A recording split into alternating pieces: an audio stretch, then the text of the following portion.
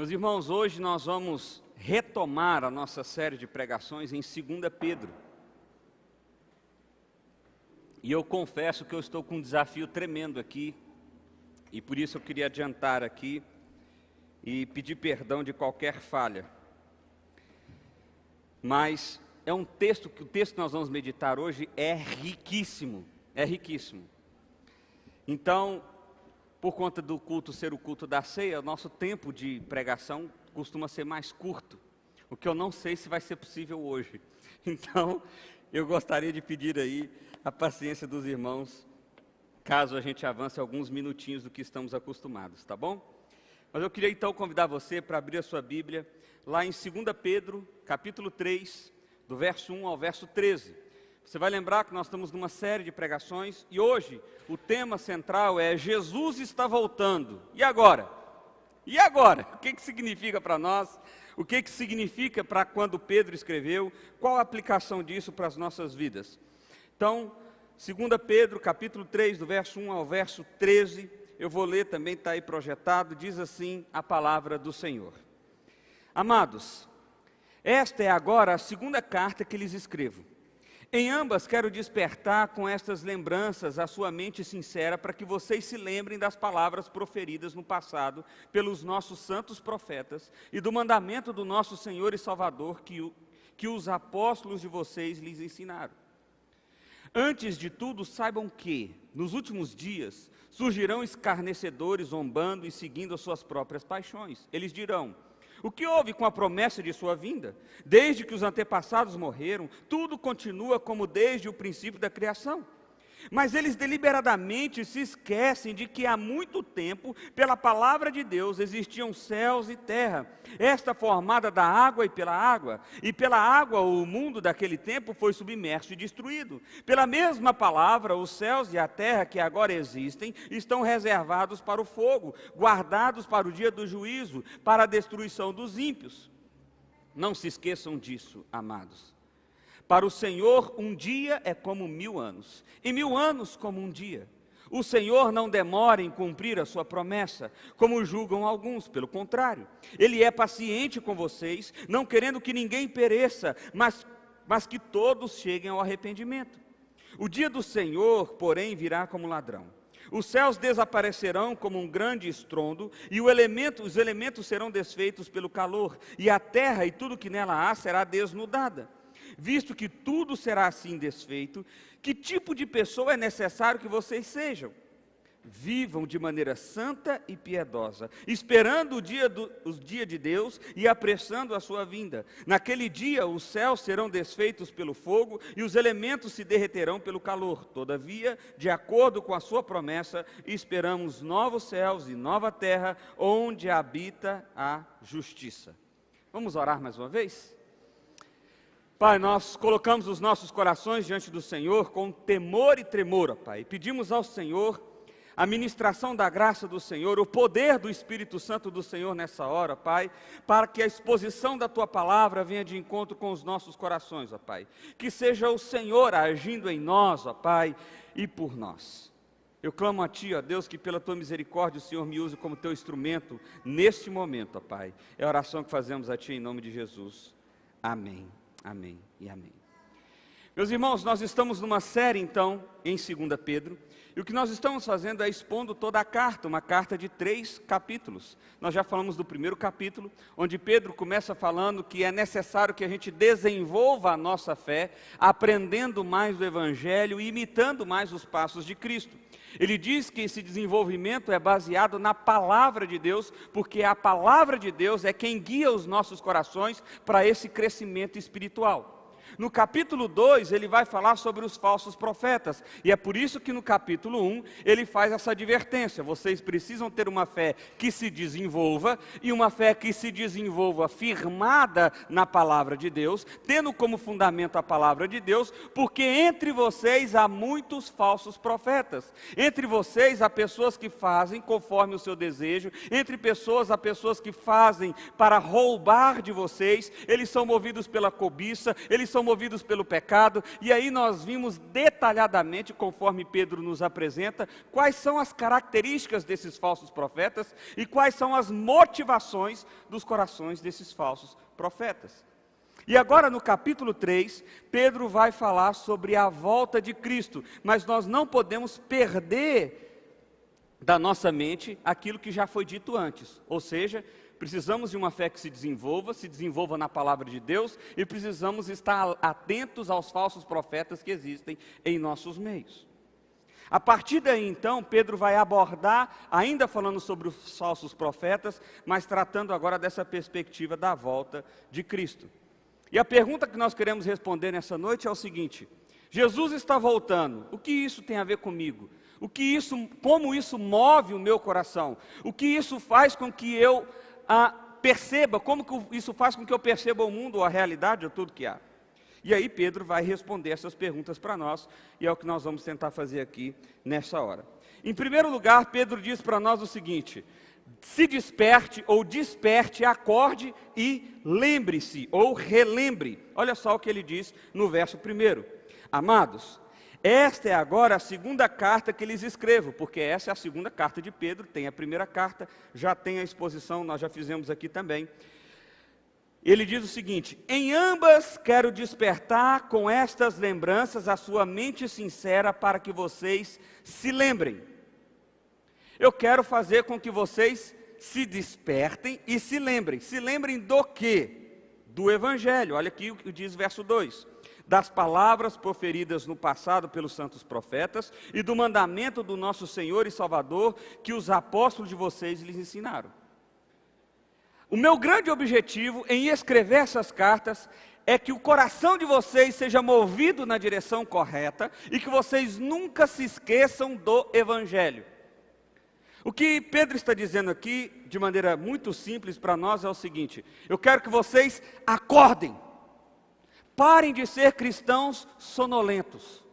Parem de ser pessoas que seguem a Jesus, mas que são muito devagar. Está muito relaxado, está muito tranquilo. Eu quero que vocês garrem no chifre do boi. É mais ou menos essa a expressão que ele está querendo usar aqui. Eu quero que vocês se despertem, movimentem o coração de vocês na direção correta. E que direção é essa? É a direção do Evangelho. Evangelho esse que já foi apresentado lá no Antigo Testamento por meio dos profetas. E se você olhar para a história da Bíblia, você vai ver que a primeira vez que o Evangelho é apresentado é em Gênesis capítulo 3, quando Deus diz a Adão e Eva que eles não seriam salvos mais pelas suas obras, mas seria salvo agora pelo substituto que viria da descendência da mulher. Seria esse que venceria a serpente para a qual eles perderam. O que Deus está dizendo ali para eles de maneira muito simples é a mensagem simples do Evangelho. Qual é a mensagem do Evangelho? Você não dá conta, mas eu vou providenciar alguém que dê conta, no contexto de Adão e Eva. Esse alguém era o Messias prometido, Jesus de Nazaré. No nosso contexto, você não dá conta, mas Deus já providenciou alguém que desse conta no seu lugar. Porque Jesus já veio, morreu, ressuscitou e nos garantiu a vida eterna. É disso que nós não podemos nos esquecer. Aliás, tem uma coisa interessante. Por que a gente vem na igreja? Por que a gente vem na igreja? Por que a gente frequenta uma igreja? Perceba que normalmente a gente vai na igreja, ou a primeira motivação dos nossos corações, principalmente pessoas não religiosas e que já são adultas, vão numa igreja normalmente ou porque estão passando por alguma dificuldade, querem ver se Deus dá uma ajudinha, ou porque estão procurando um sentido e um propósito para a vida, ou porque estão querendo criar os filhos num ambiente que seja um ambiente bacana, legal e etc, etc, etc. Mas dificilmente alguém vem na igreja para dizer assim: eu quero conhecer Deus, eu quero me relacionar com Deus. Eu tenho uma experiência que uma vez isso aconteceu. O Silvio, que nós conhecemos aqui na igreja como Gaúcho, mudou para Goiânia esse ano. Certa feita aconteceu uma coisa muito interessante. O Silvio mudou para Séries, casou, mudou para Séries, e ele um dia, vendo os nossos cultos pela internet, me procurou na verdade o Facebook da igreja, isso chegou em mim. Falou, queria conversar com o pastor, queria aprender mais de Deus e tal, e essas coisas. E eu peguei, não sabia quem era, não conhecia, Começamos a conversar, trocamos os telefones e marquei um dia um encontro na minha casa. A igreja na época estava em reforma, marquei na minha casa. Minha esposa brigou comigo. Você é doido, você vai conhecer um cara, você vai receber um cara na nossa casa, você nem sabe quem é. Eu falei, mas ele disse que quer conhecer a Deus, eu não posso perder essa oportunidade não. E aí ele foi e chegou lá em casa, e o Silvio é gente boníssima, e a gente começou a conversar, e ele contou a experiência dele, que era do Sul, que mudou para cá, e etc, etc, etc. E no fim das contas ele virou e falou assim, então pastor, eu estou aqui porque é o seguinte, eu não conheço Jesus, e a minha vida é uma vida religiosa assim, mas não tive tanto envolvimento, e o meu desejo sincero é conhecer a Deus, é conhecer a Jesus, e eu queria saber se você pode me ajudar nisso. E eu lembro que eu virei para ele e falei assim, você quer câmera escondida? Deve ser pegadinho um negócio desse, porque está fácil demais. Porque, ora, como pastor, qual é o nosso intuito? É pregar o evangelho para o máximo de pessoas. E de repente uma pessoa procura, se interessa por isso e quer aprender sobre isso. E foi muito bacana e tem sido uma experiência bacana. O Silvio mudou para Goiânia recentemente, conversei com ele essa semana. E tem sido muito legal poder acompanhá-lo e ver como ele tem crescido na fé. Agora, isso não é o comum. O comum é que a gente está desesperado e a gente quer saber se Deus vai fazer um milagre para nós. É isso que é o comum. O ponto aqui, meu irmão, é o seguinte. Você precisa lembrar sempre do Evangelho, porque se você se esquecer do Evangelho, você vai se esquecer de quem você é e por que você está aqui. É por isso que a gente vem na igreja. Para a gente sempre ser despertado pela palavra de Deus e despertado a nos lembrar da realidade do Evangelho. Porque quando nós nos esquecemos do Evangelho, nós nos esquecemos quem nós somos, o desespero toma conta do nosso coração, o pecado começa a manifestar de maneira mais forte e a gente se perde por inteiro e por completo. E por isso a realidade de estar dentro da igreja é tão importante, porque aqui nós somos constantemente desafiados a nos relembrar do Evangelho e a nos despertar. Porque quantos de nós não estamos sonolentos na nossa vida com Cristo? Sonolentos, tranquilos, sossegados. Tem um comentarista chamado Wayne Baber que ele diz o seguinte: então, qual é a imagem de que está sendo despertado? Em primeiro lugar, você tem que despertar. E em segundo lugar, não apenas despertar, mas também engrenar, por assim dizer, para que a ação apropriada siga. Pedro está dizendo, eu quero acordá-lo e tirá-lo da banda AM. O Wayne está dizendo que a banda AM aqui é pensamentos mudando, seculares, humanísticos, carnais e egocêntricos, para uma clássica banda FM de Deus. Com sua mente agora renovada por um conhecimento verdadeiro, você é capaz de voltar para a estrada da santidade, andando de uma maneira digna do seu Senhor, não sendo arrastado pela doutrina falsa e enganosa. Saber do Evangelho e ser relembrado do Evangelho é um dos antídotos ou um dos remédios que nós temos para combater o falso profeta. Porque quando eu não sei do Evangelho, o Evangelho está muito distante do meu coração, eu estou mais propício ao discurso sedutor do falso profeta. Ele vai falando, ele fala o que eu quero ouvir, lembra do que a gente conversou? Ele fala do que eu quero ouvir, ele fala do que os meus sentimentos estão aflorando, e eu vou indo na lábia dele, eu vou sendo levado, eu vou sendo conduzido. Até que de repente vem alguém, prega a palavra para você, relembra do Evangelho e te desperta. Despertou aí? E te acorda, para você dar e ir na direção que precisa ir, andar conforme Ele quer que você ande. Quando eu me esqueço do Evangelho, a minha fé diminui e a minha caminhada com Deus é desastrosa. É por isso, por exemplo, que já há algum tempo, todo sermão que eu pessoalmente faço, você sempre vai me ouvir falar que Jesus morreu na cruz e te salvou dos seus pecados para uma vida eterna. Pastor, precisa falar isso toda vez? Precisa. Porque essa é a mensagem central do Evangelho. E se você se esquecer disso, você está lascado. Você precisa ser relembrado disso todas as vezes. Todas as vezes. Então, quando eu penso na volta de Cristo, a primeira coisa que eu preciso é estar alerta. alerta. Está sempre com o evangelho na ponta da língua. Na ponta da língua. Segundo lugar, eu preciso saber que com a volta de Cristo surgirão escarnecedores. Aqui são os falsos profetas, que Pedro está se referindo agora com uma outra linguagem. Pessoas que falam mal, porque ele já disse que isso. Pessoas que escarnecem, pessoas que mentem. Mas essas pessoas têm uma característica, elas são movidas pelas suas próprias paixões. Olha o que diz o verso 3. Antes de tudo, saibam que nos últimos dias surgirão escarnecedores zombando e seguindo as suas próprias paixões. E sobre o que eles vão zombar?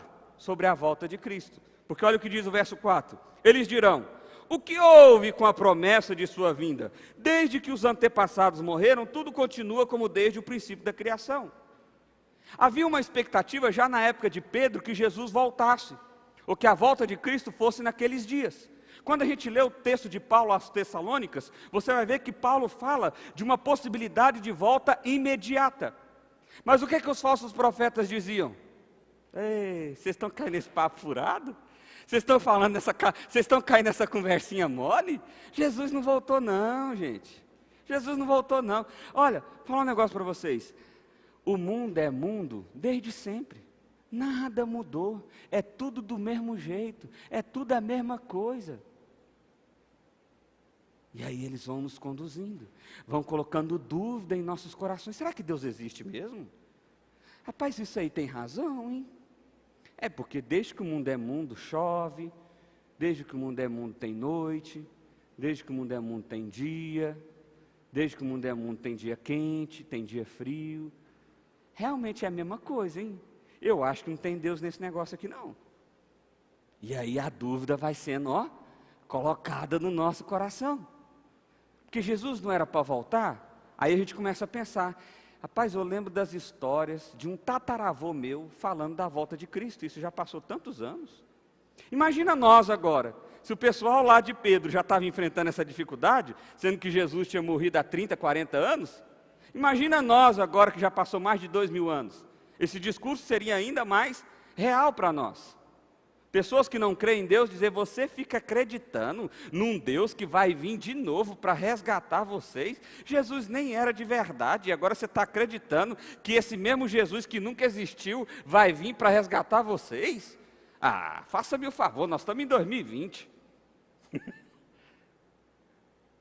Os discursos que eram usados há 2000 anos atrás, continuam sendo usados hoje para ridicularizar a nossa fé. Para ridicularizar a nossa fé. E qual é a característica deles? Por que eles fazem isso? Por causa de uma coisinha que Pedro fala aqui, olha só. Seguindo suas próprias paixões. Porque se eles acreditam numa volta de Cristo, se eles acreditam num dia em que Deus, o Criador, irá vir para julgar toda a terra, destruir toda a terra, condenar todos aqueles que negaram a Cristo para o inferno e reconduzir ou conduzir as pessoas para um céu eterno, eles têm problema. Então, para justificar os desejos, os pecados, aquilo que eles fazem no coração, então eles têm que olhar para frente e falar, não existe Deus. Deus não está lá. Deus não está lá. Porque se Deus estiver lá, lascou. Quando eu era adolescente, eu já disse, eu preciso renovar as minhas histórias. Eu já contei essa aqui umas 3 vezes. Mas quando eu era adolescente, eu tive uma crise de fé. Eu ficava pensando assim, será que Deus existe mesmo? Será que Deus está por aí mesmo? E eu tive essa crise de fé. Aliás, eu tive algumas, mas uma delas eu comecei a pensar o seguinte, rapaz, é muito mais lógico eu crer em Deus do que eu não crer. Olha só, minha linha de raciocínio foi a seguinte, se Deus não existe e eu sigo a Deus, quando eu morrer simplesmente acabou. Porque se Deus não existe, vai todo mundo acabar mesmo, então, se eu sigo Deus, se eu não sigo, tanto faz. Acabar, acabou. Agora, se Deus existe, e eu não sigo a Deus, eu estou no pau da goiaba. O bicho vai pegar para mim. Porque se Deus existe, e eu não sigo a Deus, o que me resta então, é condenação eterna. Então, por uma questão de lógica, é muito melhor eu crer em Deus do que não crer. Meu prejuízo é menor. E foi assim que eu resolvi um problema de fé. Eu não estou dizendo para você crer em Deus só por causa disso, tá bom? Eu só estou dizendo que naquele momento eu entendi que, na lógica, crer em Deus era mais negócio do que não crer. E a partir dali, então, a fé foi sendo desenvolvida. Por que isso fazia mais sentido? Porque se eu creio que Deus vai voltar, que Deus vai vir para julgar a terra, para restaurar os seus, então isso determina a maneira que eu vivo hoje. Isso determina a maneira que eu ando hoje. Isso determina a maneira que eu percebo o mundo hoje. Agora, se eu não creio que Deus vai voltar, eu posso fazer o que eu quiser, porque não tem nada lá na frente. A única coisa que me aguarda é um abismo sem fim. Então eu posso ir e fazer o que eu quiser. E é por isso que esses zombadores e escarnecedores diziam: cadê Jesus? Vem não, senhor, deixa de ser bobo. Você fica acreditando num Deus que vai vir aí? Deixa de ser besta, rapaz. Vive sua vida do jeito que você quiser. Faz as coisas do jeito que você quiser. Tem consequência de nada, não. Não tem negócio de certo e errado, não. Isso é muito relativo. É o que a gente ouve nos dias de hoje. O que é bom para mim não é bom para você. O que é ruim para mim não é ruim para você. E aí a gente perde um norte, o evangelho não é a base, e a gente vive do jeito que a gente acha que tem que viver. Só que se Jesus está voltando, e a gente vive do jeito que a gente acha que tem que viver, lascou. Deu ruim para você. E esse é o argumento que Pedro vai usar aqui mais na frente. Mas eu quero ler esse comentário de Stephen Cole, porque isso aqui é fantástico. Olha só o que ele diz. Se você está vivendo para perseguir seus próprios desejos, não quer acreditar em um julgamento futuro, você tem que fazer algo para aliviar a sua consciência culpada. Então esses homens olharam ao redor, viram alguns que estavam se perguntando por que as promessas sobre a volta de Cristo não haviam sido cumpridas e começaram a proclamar: Ele não vem, tudo está acontecendo exatamente assim desde o início. Como vimos, uma vida pecaminosa sempre resulta de uma falsa doutrina e vice-versa, porque eu preciso justificar o meu pecado. Hoje mesmo eu estava conversando com um irmão, almoçando, um irmão aqui da igreja, e a gente estava falando sobre um caso de uma pessoa que se entregou ao pecado e não consegue enxergar a prática do pecado. Mas o que essa pessoa fez? Ela justificou o seu pecado como algo que não era tão ruim diante de outras atrocidades que tem na terra. Então ele justifica, ele acha uma falsa doutrina para justificar sua atitude errada e para se justificar diante de Deus na sua culpa. E normalmente é isso que nós fazemos. O que nós fazemos é justificamos o nosso pecado de alguma forma. O que esses homens estão fazendo é exatamente isso. Nós podemos fazer o que quisermos, porque amanhã não tem nada, não tem Jesus, não tem volta, não tem juízo, não tem restauração, não tem nada. Então eu posso viver conforme as paixões e os desejos do meu coração. A pergunta é: você tem vivido dessa forma? O que é que está guiando as suas decisões? O que é que está guiando a maneira que você trata as pessoas? O que é que está guiando a maneira que você lida com a sua família? O que é que está guiando a maneira que você trabalha? O que é que está... Vocês estão entendendo a lógica da coisa? Ah, pastor, não achei que Jesus tinha opinião sobre isso, não. Essa semana eu estava fazendo um discipulado aqui com o pessoal da igreja, e a gente estava falando sobre o dia do juízo final.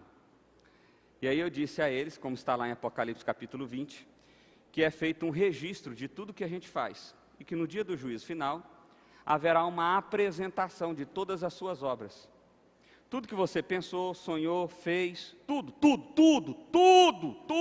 coisa que você não lê, está lá escrito, anotadinho, está tudo certinho lá. Não sei se vai ser num telão, eu não sei como é que vai ser, mas que está registrado, está.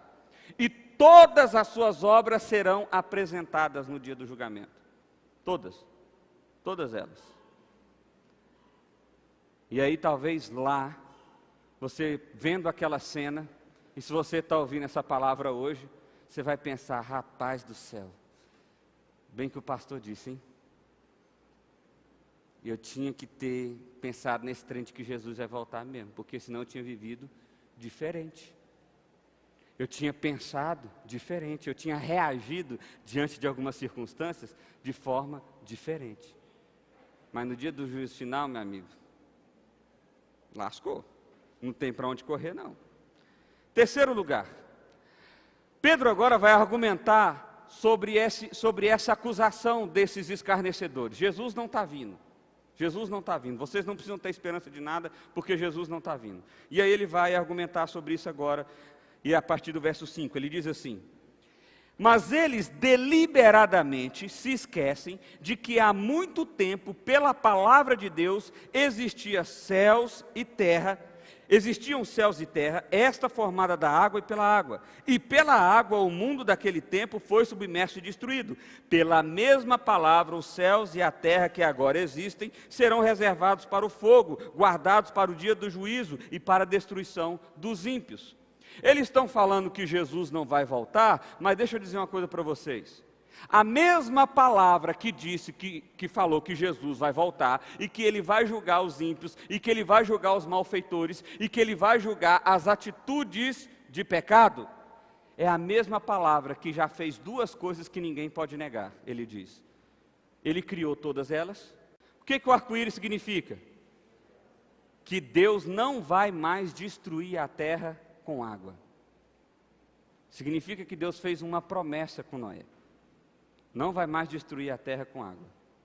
Mas o arco-íris ficou para a gente lembrar de uma coisa. Ele julga os maus. Ele pune os maus. E agora ele está dizendo outra coisa para nós. Ele não vai mais punir com água.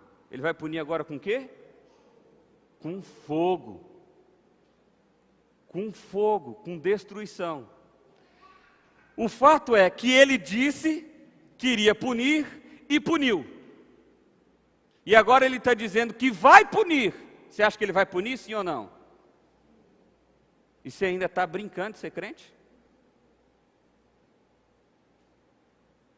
Você ainda está brincando de seguir a Jesus? Você ainda está achando que esse papo de que ele vai voltar é conversa fiada? Esse é o argumento de Pedro.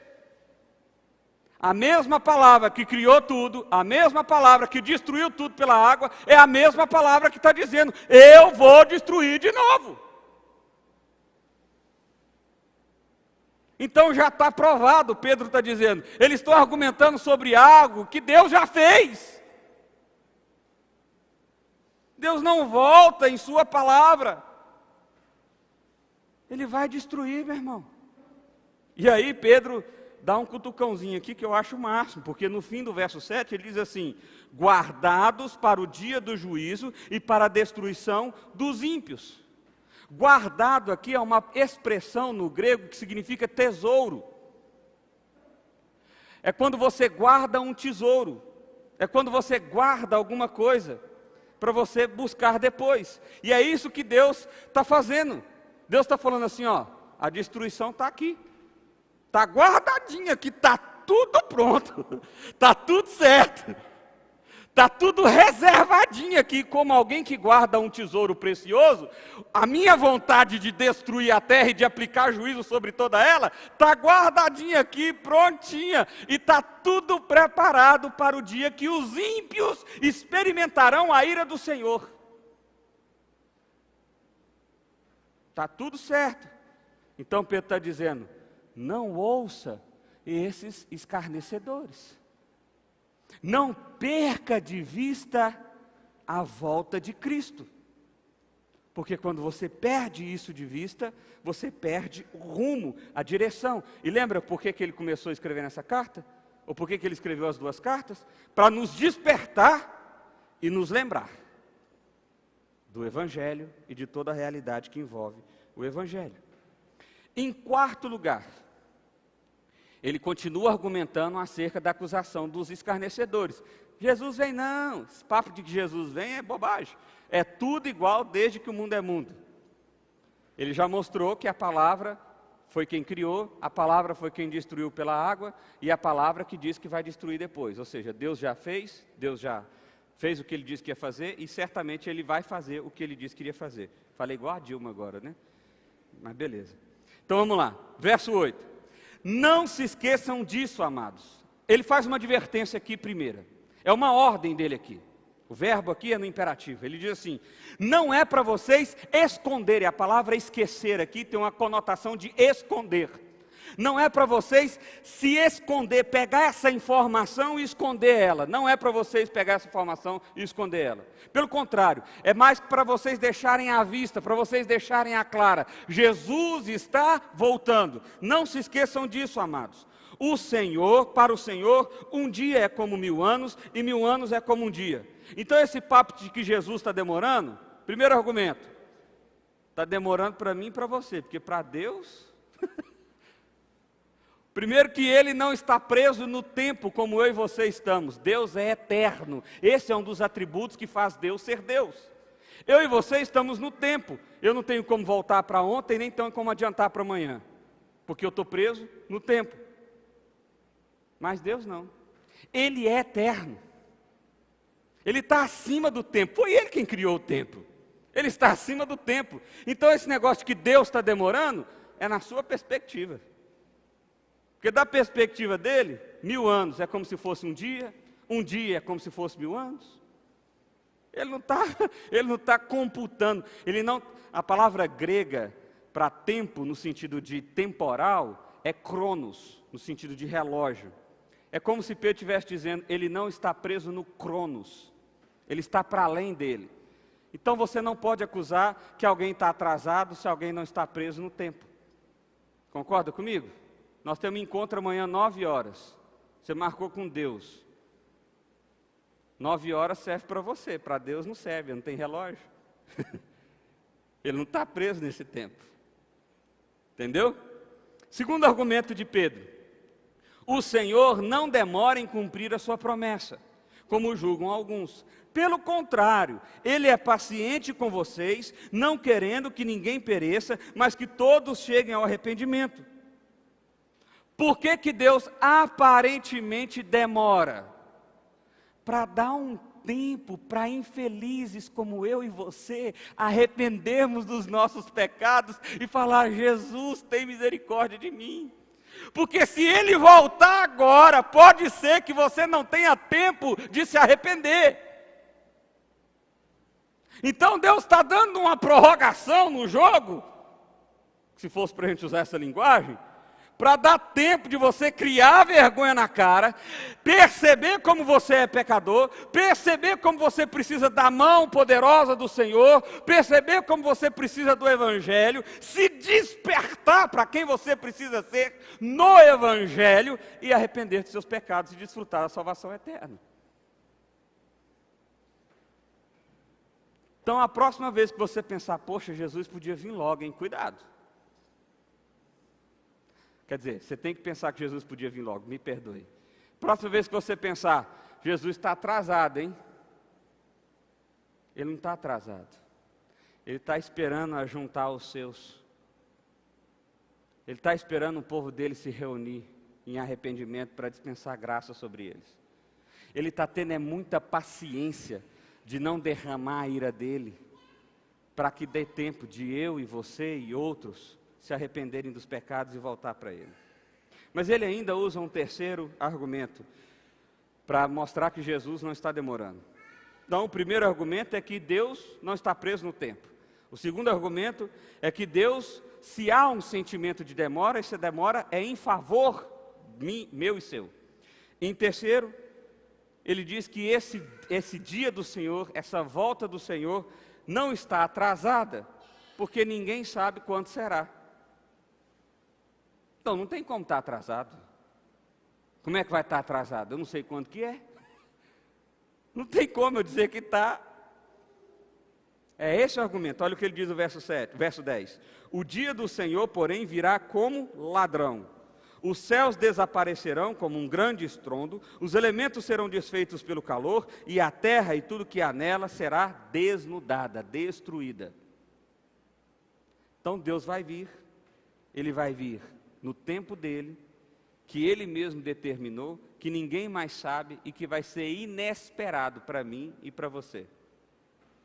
Porque será como um ladrão. Porque será como um ladrão. E aqui, meu irmão, esse verso mexe muito comigo. Deixa eu dizer por quê. Porque se o texto diz que ele virá como ladrão, de forma que a gente não vai estar totalmente preparado para isso, e ninguém está preparado para um ladrão entrar em casa, tá? Você está esperando? Essa semana eu devo receber um ladrãozinho lá em casa, vai ser show de bola. Ninguém pensa desse jeito, né? Então, a imagem aqui é de que um ladrão, ele vem numa hora inesperada, numa hora que ninguém está esperando. E eu comecei a pensar sobre isso. Porque isso gerou um impacto profundo no meu coração que eu queria compartilhar com você. Eu comecei a pensar o seguinte: eu estou esperando que Cristo volte? E eu confesso aos irmãos, refletindo sobre esse texto nessa semana, em diversas vezes tentando responder essa pergunta, eu cheguei à seguinte conclusão: não, eu não estou esperando. Se Jesus voltasse, naquele momento que eu estava refletindo sobre isso, para mim ia ser inesperado. Pastor, como é que você fala um negócio desse? Você não é o pastor? Não era você que tinha que estar esperando mais do que todo mundo? Não, meu irmão, eu sou um ser humano normal como você. Só exerço uma função diferente, não tem nada de especial em mim. Eu estou compartilhando com você justamente para que você possa fazer essa mesma reflexão. Será que você está esperando que Jesus volte de fato? Talvez hoje à noite você vai estar até mais esperando isso, né? Pô, Jesus falou, tal, então... Jesus falou. O pastor falou lá, então capaz que... vai que de repente é hoje mesmo, né? Mas será que daqui 10 dias você vai estar pensando sobre isso? Daqui um mês, será que você vai estar pensando sobre isso? Daqui um mês já vai ser inesperado o suficiente como um ladrão? Porque esse é o desafio, é por isso que Pedro começa esse texto falando assim: eu estou aqui para despertar vocês e relembrar vocês. Eu preciso relembrar disso o tempo inteiro para vocês. Porque à medida que vocês esquecem disso, vocês ficam mais fracos na fé. Essa é a ideia. Então o Senhor não demora. Primeiro, porque Ele é acima do Cronos. Segundo, porque Ele é paciente. E terceiro, porque Ele virá de forma inesperada. Então, alguém que não tem uma data marcada, pelo menos a data que a gente não sabe, não tem como estar atrasado. Quinto lugar. Qual é o impacto que isso gera no meu coração, então? Pedro está argumentando a partir dos argumentos dos zombadores o seguinte: Jesus está voltando. Jesus está voltando. O que isso deve gerar no meu coração? É o que ele vai dizer agora a partir do verso 11. Olha só o argumento de Pedro, que coisa interessante. Visto que tudo será assim desfeito, que tipo de pessoa é necessário? E essa palavra necessário aqui tem a ver com dever, com obrigação. Que tipo de pessoa você é obrigado a ser? Essa seria a melhor pergunta. Diante da realidade que Jesus está vindo, que tipo de pessoa você é obrigado, você deve ser, é necessário que você seja? Resposta: vivam de maneira santa e piedosa, esperando o dia de Deus, apressando a sua vinda. Esse esperando aqui, essa palavra é muito interessante, que ela tem a ver com olhar para o futuro, com santa, ou melhor, olhar para o futuro com grande expectativa. Essa é a ideia. Então você, diante da volta de Cristo, tem 3 coisas básicas que você precisa fazer. Primeira delas, a sua vida precisa refletir a santidade de Deus. Porque olha o argumento de Pedro: já que tudo vai acabar, vocês perceberam isso? Já que o mundo vai acabar, como é que vocês devem viver então? Cá com nós, se o mundo vai acabar, faz sentido você ficar acumulando riqueza? O mundo vai acabar. Faz sentido? Eu quero ser os 10 maiores homens mais ricos do mundo. Faz sentido você pensar isso? Ter isso como objetivo da sua vida? Faz sentido?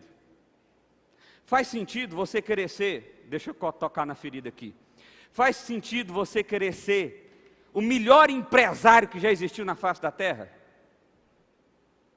Essa ser a sua prioridade de vida? Faz sentido? Só faria sentido se isso fosse para servir ao Senhor que está voltando. Entendeu o negócio? O problema não é você querer ser o melhor. O problema não é que você querer ter mais. O problema não é você querer ter mais conhecimento. O problema é por quê? Qual é o propósito disso? Porque se não for para servir ao Senhor que está voltando com isso que você está querendo, não faz sentido. Não faz sentido. Zero sentido. É por isso que Jesus vai dizer: do que vale o homem ganhar o mundo inteiro e perder a sua alma. O problema não era o homem ganhar o mundo inteiro. O problema era ganhar o mundo inteiro em troca da sua alma. Está entendendo? O problema não é que você querer ser o melhor empresário. O problema não é querer você querer ser o melhor trabalhador. O problema não é querer você ser o homem mais rico do mundo. O problema não está aí. O problema está: o que você vai fazer com isso? Para que você quer isso? Porque se for para os desejos e as paixões do seu coração, o seu coração está andando no mesmo caminho dos escarnecedores. A realidade da volta de Cristo está distante do seu coração. Porque se a volta de Cristo estivesse perto, próximo do seu coração, talvez os seus desejos... Quer ver um negócio? Deixa eu tocar na ferida de novo. Se Jesus está voltando e se tudo vai acabar, para que você está guardando mágoa dessa pessoa já tem 30 anos? E aqui eu não estou falando de uma pessoa específica não, viu? Se bateu 30 anos aí, foi totalmente sem querer. Poderia ter dito 20 anos, 15 anos, 5 anos, 1 ano, 1 mês. A pergunta é: por que você está guardando essa mágoa? Por que você está alimentando esse ódio? Por que esse rancor move o seu coração? Se tudo vai acabar, meu amigo. Você ainda não entendeu? Tudo vai acabar. Vai acabar. Vai acabar. Por que então você está alimentando isso? Percebe que ter a volta de Cristo como algo próximo do seu coração faz com que você viva de maneira mais leve? Imagine que alguém te ofendeu de maneira muito dolorosa, mas você diz assim: quer saber? O mundo vai acabar mesmo daqui a pouco. Então, negócio de vingança, deixa para lá. Ele que se vê com Deus. Não era bom se a gente vivesse assim? Não era bom se a volta de Cristo estivesse tão próximo do nosso coração, ao ponto da gente enxergar o mundo com mais leveza, com mais tranquilidade, valorizando algumas coisas que a gente desvaloriza e desvalorizando outras que a gente valoriza? Se Jesus está voltando, você precisa viver de maneira mais santa. Você precisa crescer na sua fé e refletir os passos de Cristo. Você precisa amar mais. Você precisa perdoar mais. Você precisa seguir mais os passos de Cristo, aprender mais dele. Você precisa ter uma vida piedosa. Piedosa aqui, mais uma vez, não é coitadinho. Piedoso aqui é a adoração. Você precisa ser um adorador. A sua vida deve refletir a adoração. Cristo está voltando, o mundo vai acabar. Para de perder tempo com o que não importa. Não é assim que a gente faz quando a gente vai diminuir um prejuízo? Tive um prejuízo muito grande. Deixa para lá, isso aí não vai resolver nada mesmo. Vamos tocar a vida para cá. É mais ou menos isso que Pedro está dizendo. Espere o dia do Senhor, apressando a sua vinda. Essa expressão apressando aqui, ela tem uma discussão teológica muito profunda, eu não vou entrar nela. Eu só vou chegar na conclusão que eu cheguei. Esse apressando aqui tem a ver com um desejo intenso de uma volta imediata. Você precisa olhar para o futuro, porque é isso que significa esperando, é olhar, é observar o amanhã, e fazer isso com um desejo intenso de uma volta de Cristo imediata. É assim, isso que deve guiar os seus passos. Naquele dia os céus serão desfeitos pelo fogo, os elementos derreterão pelo calor, todavia, de acordo com a promessa, esperamos novos céus, nova terra, onde habita a justiça. Amém? O mundo vai ser destruído, O juízo de Deus vai vir, o fogo da ira do Senhor vai chegar, mas nós esperamos ansiosamente por esse dia, porque o que nós aguardamos não é a ira, o que nós aguardamos é a graça, o que nós aguardamos não é a destruição, o que nós aguardamos é a restauração, novos céus, nova terra, justiça. Quando olhamos para a volta de Cristo, nós nos animamos e não nos desesperamos. A volta de Cristo deveria movimentar os nossos corações todos os dias. Quando você anda na estrada, hoje menos, mas eu sempre viajei muito com meu pai, e era muito comum, principalmente ali de Goiânia a Anápolis, ou Goiânia a Brasília, sempre tinha uma placa, tanto na ida quanto na volta: Jesus está voltando. Sempre tinha, não sei se tem hoje, mas sempre tinha. E de vez em quando você anda pelas estradas aí da vida, você vai ver lá, Jesus está voltando. E eu sempre pensei, gente, mas o que esse cara está achando? Que alguém vai passar aqui, Jesus está voltando, vai arrepender e pedir perdão? Eu pensava desse jeito. Minha vontade, depois de meditar nesse texto, é sair pondo uma placa de 10 em 10 metros daqui até onde der aqui, ó. Jesus está voltando. Aí na próxima, tá mesmo. É sério, não brinca não. Aí a gente repete o ciclo, Jesus está... Porque isso nunca deveria ser esquecido por nós, guardado por nós, abandonado por nós. Isso deveria ser sempre destacado, colocado em evidência. Jesus está voltando. Glória a Deus. Então significa que o sofrimento que eu estou vivendo vai acabar? Sim! Jesus está voltando. Então quer dizer que haverá dias em que eu viverei sem lágrimas, sem dor, sem doença? Sim! Jesus está voltando. Então quer dizer que haverá um dia onde a gente vai poder ter alegria todos os dias? Sim! Jesus está voltando, aleluia! Ele está voltando. Eu sei que a gente já foi bem prático aqui nesse texto, mas eu quero finalizar com algumas ações práticas, ou relembrar algumas coisas do que a gente já disse aqui. Em primeiro lugar, Jesus está voltando, acorde e se lembre continuamente do Evangelho. Ele está voltando, então se desperta. Fique alerta, ande na direção certa, porque Ele está voltando. Isso significa lembrar do Evangelho todos os dias. Segundo lugar, se pensar na volta de Cristo não gera temor no seu coração, acorde enquanto é tempo e se arrependa de seus pecados. Se você olha para a volta de Cristo e isso não gera nada em você, cuidado. Tem alguma coisa errada aí. Você precisa se despertar. Talvez você ainda não se despertou. Terceiro lugar, os falsos profetas se esquecem deliberadamente que Cristo irá voltar com juízo sobre todos. Eles fazem isso para justificar as suas paixões. Até aí tudo bem. Agora o problema é, e você? Por que você faz isso? Por que você esquece que Jesus está voltando? Por que você esconde essa informação? Por que você deixa de viver essa realidade? Por quê? Porque os falsos profetas, os zombadores, os escarnecedores, para nós está muito claro. Eles precisam negar a volta de Cristo para justificar as suas paixões.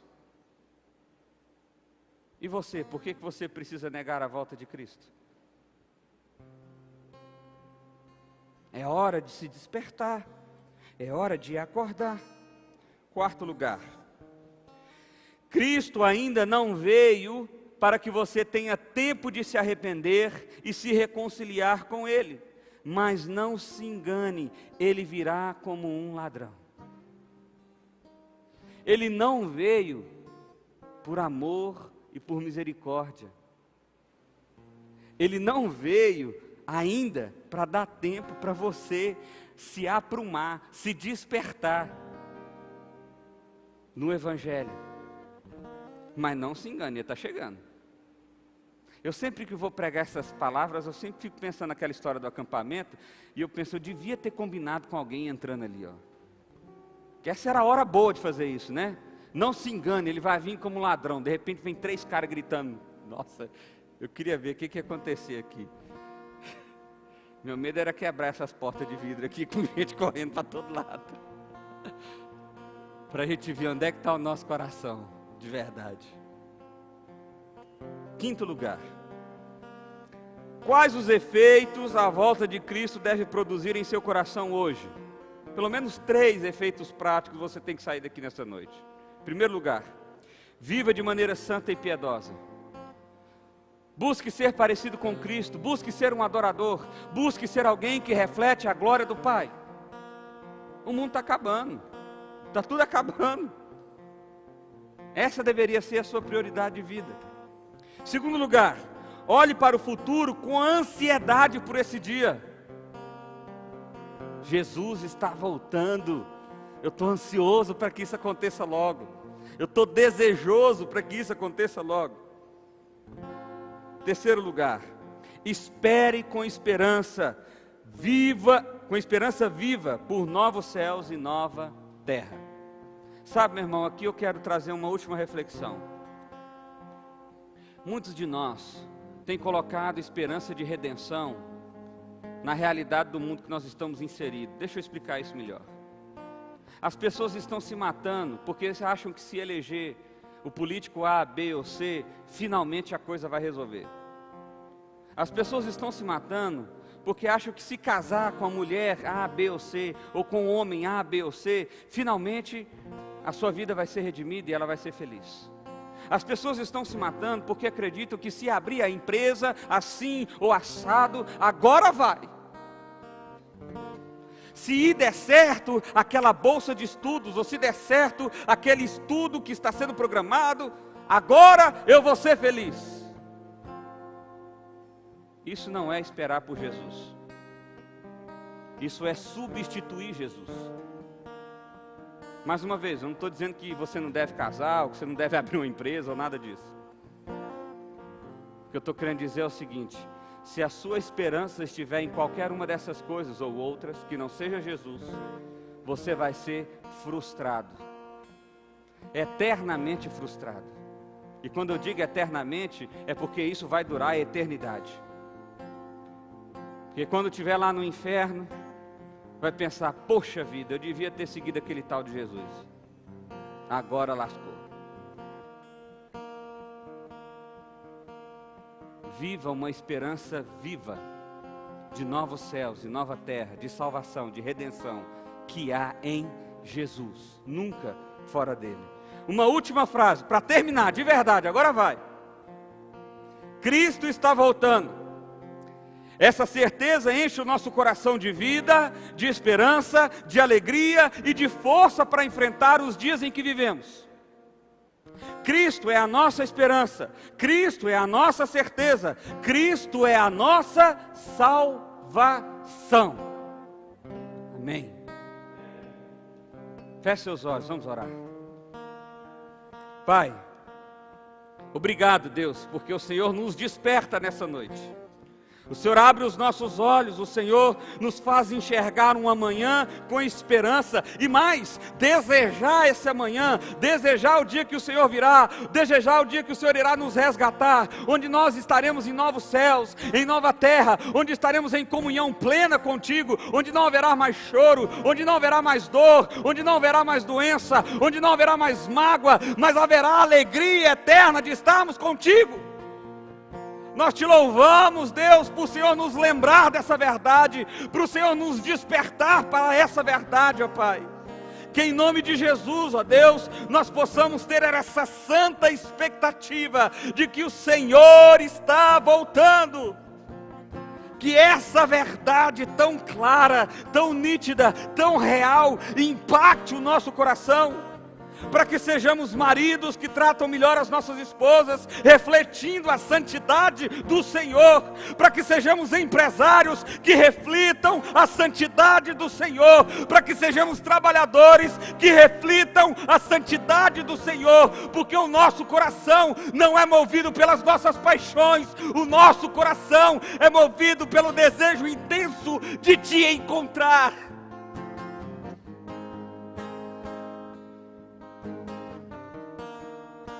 Muda-nos, ó Pai, em nome de Jesus. Desperta-nos, ó Pai, em nome de Jesus. É a oração que fazemos a Ti, é o clamor que fazemos a Ti, é o grito de desespero que fazemos a Ti, ó Pai. Vem com Teu Espírito e nos molda, em nome de Jesus, ó Pai. É assim que oramos, em nome de Jesus. Amém, amém.